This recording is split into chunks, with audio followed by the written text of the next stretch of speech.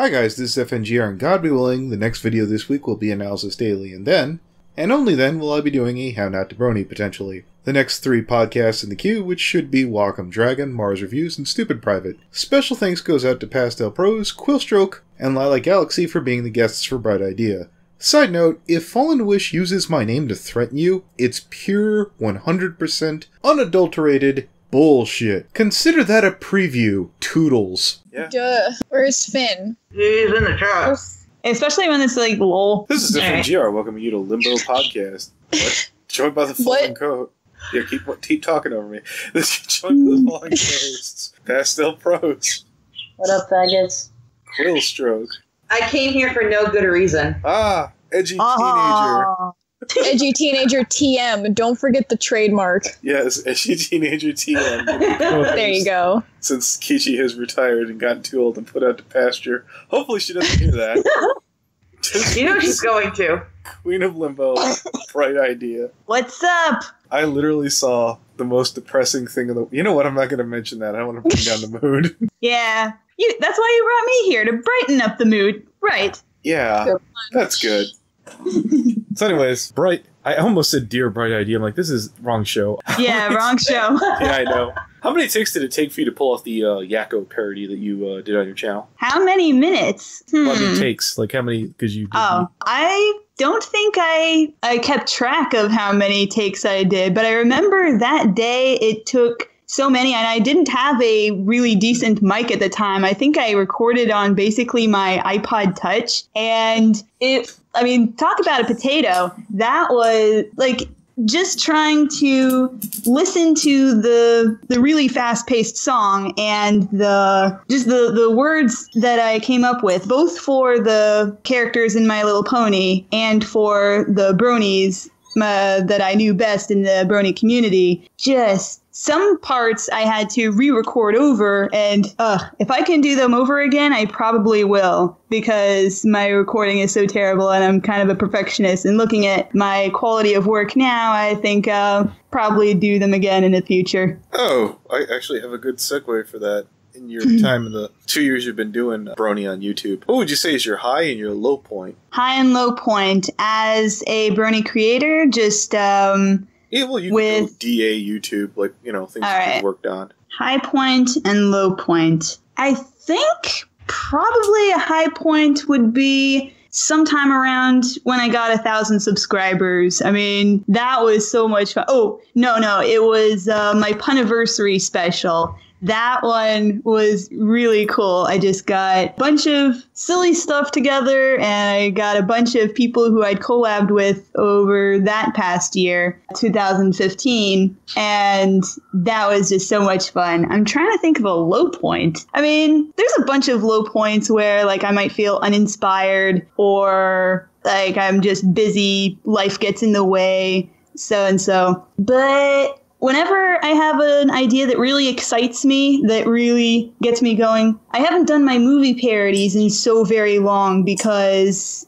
those take so much out of me. Like, they give me so much joy, but they also take a lot out of me creatively. One thing that really got me excited to make videos again was the Pinkie Pie PMV set to Queen's Don't Stop Me Now. That really gave me a lot of energy, I think. I actually got a question. Go ahead. Yes. Who is the most fun to collab with? Oh, that is a tricky one. Let me see. Oh, is it tricky? No, I don't think I... Damn it, you stole my pun. I haven't collabed with Tricky yet. I'm still waiting to make that a running gag where when someone goes Tricky, you just slide Tricky's OC out there. Oh, I'm sorry. I have collabed with... I think... Dang, it's gonna sound it's gonna sound so much like a cop-out, but, like, there's so many to choose from that I can't pick just one. I got one. That's a nice safe... Anthony C. would be proud of that. I love all of you and everything in the world. So, how did you come up with all the bronies and shit for the parody? Like, did you just go through... Because do you know all all of them? Have you just seen all of their work? Well, I mainly got a lot of help actually from the Rift Cafe wiki, the fan wiki that was in place. I knew some of them because I had been watching their content for a long time, and I just thought, wow, there's so many that you could possibly name, and not just analysts, but musicians and artists, and maybe just personal friends of mine that I thought deserved more recognition. And I just thought of which ones rhymed together, which ones should be paired together, because if anybody notices, a lot of the lyrics, any of the brony couples that were together at the time were put together in the verses. So that's pretty much how I put it together. It's kind of there's this pony and there's this pony. I know I can't fit every single one in that I know, but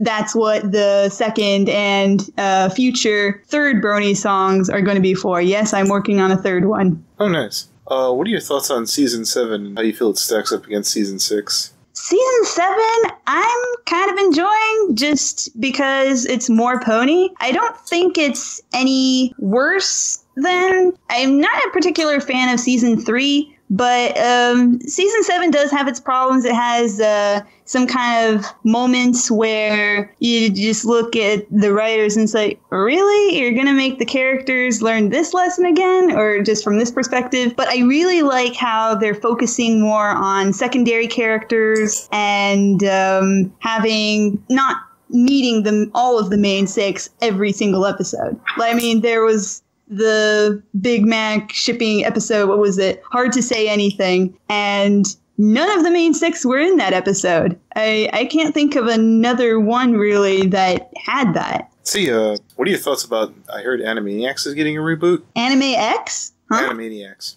Oh, I am so excited. I got 3 different messages from people who, including you, that Animaniacs was coming out again. And it's still early news yet, but just the thought of it gets me so pumped. Did you catch the, the continuation of Samurai Jack? Any high or low points if you did? Yeah. Oh, I enjoyed the new Samurai Jack very much. I don't think I really knew too much about the original Samurai Jack when it was being aired. I knew that it was around, but I didn't really watch it. It wasn't my thing. I was more into Powerpuff Girls and all that. But the new show, it has such a good timing coming out when it does. And there were a couple of low points in the show, especially in the second to last episode. I think the whole romance with Ashi and I don't want to go into spoilers for those who haven't seen it, or because I recommend anybody who is interested in Samurai Jack seeing this series. But all in all, I think Samurai Jack, the continuation was really well done. I applaud Gendy Tartakovsky for wrapping it up in a neat little bow and for giving us the ending that Samurai Jack deserves. So you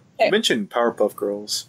Yes. Pastel herself is a favorite Green Gang kind of fan, but who is your favorite villain from that show? Let me see. I guess I'd have to go with Mojo Jojo, because his name is so fun to say and his voice is so fun to imitate, and because his way of speaking is just so hilarious that just seeing, and because he shows up the most often in Powerpuff Girls episodes, so I just like him. Yeah, Mojo Jojo's the best. I just think like you're a fan Mojo of the episode Jojo. where Bubbles wound up going crazy and thinking she was Mojo.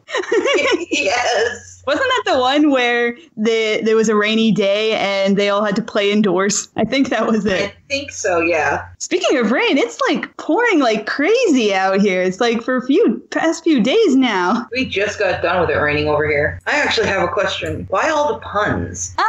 Because my family, my grandparents especially, really hammered in that form of humor early on, and so I guess it's a way of showing my appreciation for the art form, or the form of comedy. And it's I appreciate language so much and I love playing with it. And so I think puns have a way of really kind of expanding your mind. And I'm not one of those who will try and beat you over the head with a joke, even though my character does sometimes. But there's a way to tell a good pun and a bad pun. I guess what I'm trying to say is, like, puns are, I don't know. I don't really know what I'm trying to say. I guess I'm rambling. That's okay. You're an artist, right? Yes, a budding one. I look at many different artists, and I wish I had their level of skill. But yeah, I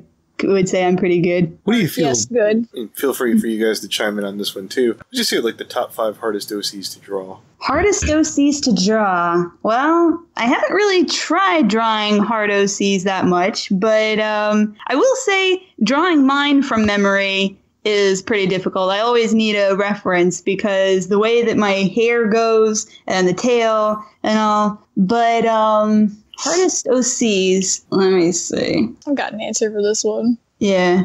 Same. Anything changeling. Yeah, I would probably really need to work if I were to try drawing your OC, FNGR.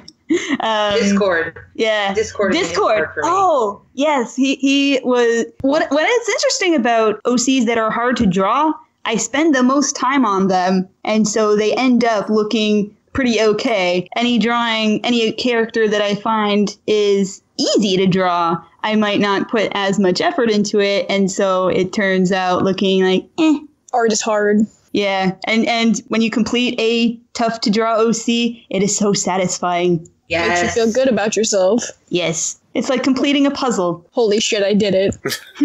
What's your favorite fanship? Fanship, like from the show? Oh, well, that'd be showship. Well, that's the next question after this one. Can it be a fan with a character from the show? Sure. Let me see. It's weird because, like, as far as shipping goes, I usually go with really boring ships, like ships you would expect to see. And that are supported. Yeah, just off the top of my head, I'll go with Toon Critic and Shining Armor.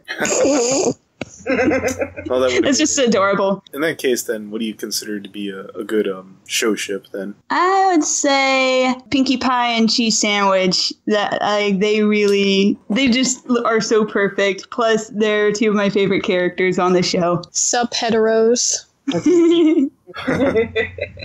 Do you have any artists that you look up to? Oh, plenty of artists that I look up to. Let me see if I can. Am I allowed to look at my DeviantArt? See who I look up absolutely. to? Well, I gotta say, I love Lightning Bliss's work. That's probably you could see coming. I heart Jessie Cat or Jessie Cat, whatever she's calling herself now. Let me see. Twist of Fate. I really admire his style and good friends with him as well. Oh, Sapphire Heart Song. Hers is some of the most detailed, gorgeous. Could just go on her work. That was a fangirl gushing right there. Yeah. I could see if Safi were in the call right now. She's like, no, stop. And tries to can feel it like serious. Keep deep in the soul. Crowne Prince. Her work is really great. I love her animation series, Scribble Clibble. Brogar Arts. Hi, Gus, if you're watching. Yeah, a lot of people in the brony community I look up to, and I love just meeting new artists and just saying how much I love their work. And if possible, I try and work a pun in there somehow. Hello there, Bright. I'm an artist. She is. I'm not a good one, but I'm an artist. Most of them involve being gay. Aw. Yes. It's okay. I'm a semi-decent artist. Mm-hmm. Right idea. So, do you have one true passion, one true thing that you like to focus on, whether it's just your YouTube or just your DA, or are you just a jack of all trades? I think I would consider myself a jack of all trades. I really like, what I like best is recording. And whenever somebody asks me to do a collab and I just need to contribute a voice or something like that, I jump right on it because I just love putting my voice out there and helping out somebody with a role that they need to do. But I I guess I love putting more time into drawings and stuff. And I realize with my videos that I would like to have more, but it's just so much work. And I love socializing too much, it would seem, for it to be any kind of regular schedule. Mad respect right there. What made you want to make videos on MLP? Well, let me see. I've been watching My Little Pony for about since late 2012, early 2013. And I remember I watched it a long time with one of my good friends who I only found out that he was a brony months after I started watching. And so we were watching it, and then he showed me this great movie called Kung Pao Enter the Fist. And like watching that movie, it was so ridiculous, over the top hilarious and we were talking about how funny it would be to cast different characters of MLP as the characters in Kung Pao. And so I thought, has it been done before? Has anybody put these characters together? And I saw that there hadn't, and that nobody had. And I just decided to put them together like that. And I just, out of my own decision making, just started making pony parodies with movies that I liked. And then after that, I started seeing other fan content in the community, like Dr. Wolf and KP and Silver Quill. And, well, actually, before all those, there was DigiBrony. And I guess his videos really inspired me to really give making pony videos a try, because I love the show so much and I wanted to show what it meant to me. What helped get you into the fandom specifically? Well, I didn't get into the fandom really until much, much later. What got me into the show in the first place is I don't really remember what exactly got me into the show, but I remember sometime before the premiere of MLP started, like I was reading articles on Cartoon Brew for a long time. And I remember seeing an article there where it was talking about Lauren Faust, the creator of Powerpuff Girls, or who worked on Powerpuff Girls, doing this new reboot of My Little Pony, show for little girls, blah, blah, blah. And like, who knows how that's going to take off. And so I always had it in the back of my mind. It's like, this looks interesting. But it wasn't until a couple years later that I really got curious. And it's like, I'm starting to see a lot of pony OCs on YouTube comments sections. I wonder where that's coming from. I wonder if My Little Pony is worth a shot. And so started from episode 1, haven't looked back. Nice. What would you say would of the people you could meet? Actually, precursor for this one. Are you going to BronyCon this year? No. I have so many people who have asked me if I'm going to BronyCon, and I have to say no. This is the year. This is the year. Are you sure there's not going to be another BronyCon like this? We got the international bronies coming out. Like, they've got their passports in hand, and it's like, shit, everyone's coming. Yeah, I know. It's like Mad Munchkin. It's going to be pretty rad. Let's pretend that you were going. Who would you want? Like, who's in your top 3? I can't believe I didn't mention Mad Munchkin in my favorite artist. Holy shit. Yeah, she and Dr. Wolf and Lightning Bliss would be in my top 3. But of course, all the people who are going who have asked me, I would just so love to like shake their hand, or if I know them really well, give them a big ol' hug, because I'm such a hugger. Hey, I know my limits. I can shake a person's hand if they're uncomfortable. No, there's the game plan, guys, and we all have to hug Keychi at the same time. Oh, yes, extra done. tight when she cringes. Yep, don't. So she's happy. I'm gonna bring the black out over that dick and just start kicking all around. But yeah, I could imagine it's gonna be a crazy place, like with like 10,000 people there or something like that. It's big enough, but you're not like packed elbow to elbow. It's a big venue. What's the what do you say would be the most underrated episode of the show? Underrated? Let me think about that. Somewhere. Sorry, it's going to take me a while to think of an underrated episode, but I guess one that I really appreciate is Art of the Dress. Just in the way that it can be a standalone episode. You don't really have to know too much about the main characters to get a complete idea of each of the characters, from Rarity to all the rest of the cast. And just get an idea for the music and the animation, and see how it's not just for little kids, but it can engage an adult mind as well, just in the way it delivers the lesson, the not to look a gift horse in the mouth, which is the implications for that. Just having horses say that kind of raises a lot of questions. But or to take generosity for granted. I guess a lot of people might consider that a great episode already, but I think I've shown it to non-bronies, and so had them say, wow, this show looks interesting. I'll give it a watch sometime. So I think the power that's there, it has a lot to do with what makes it for me. What's your favorite waste of time? Favorite waste of time? Okay, let me see. Playing this puzzle game called Hanji, Hanji.com, or I think the puzzle is called Picross, where you have a grid and you have numbers, and the numbers correlate to where pixels should be, and once the puzzle is completed, the puzzle shows a picture, and I just like to do that while listening to some music or watching different videos on YouTube. And yeah, that's a big waste of time right there. But it's like, I don't like to watch just passively. I have to do something while I'm doing it, while I'm watching. And it just gives me the feeling of multitasking while actually not getting anything done at all. If you could share some advice with your fans, what would it be? Always look on the bright side of life. What else? Stop it with these puns. You know what's hysterical about that? That movie used to be controversial for that ending, if I'm assuming you're referring to Like Brian. Oh, yeah. Yeah, that's one of my favorite movies. Every who's ever brought that up is like, you kids don't understand that was a big deal. And I was like, I really don't. Yeah. Always, try and see the good even when you're feeling bad. Because if you lose sight of that spark, then it just, where can you go? There's a little bit of light. Even a little bit of light banishes the darkness. Aw, that's really endearing. That's a great way to end this show, guys. What do you think? I got one more question. I still got questions. How do you like the crunch? The crunch. I've heard. Jesus. I do not mind it. All right, you're up, Quill. Okay.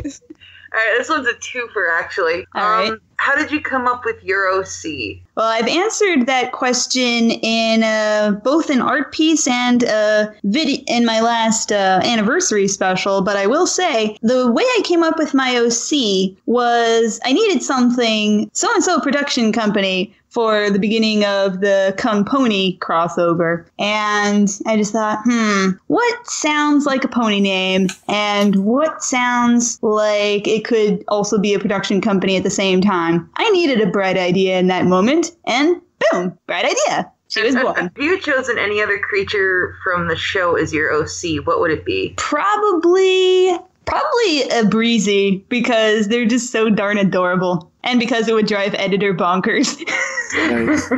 You could step on those things and they would just die. Yeah. True, which is why I'm glad I'm a unicorn. Wonderful. Fucking just splat, rest in peace, Breezy. That is a wonderful way to end. Yeah. All right. All right. Thanks for having me. God bless and take care. See ya.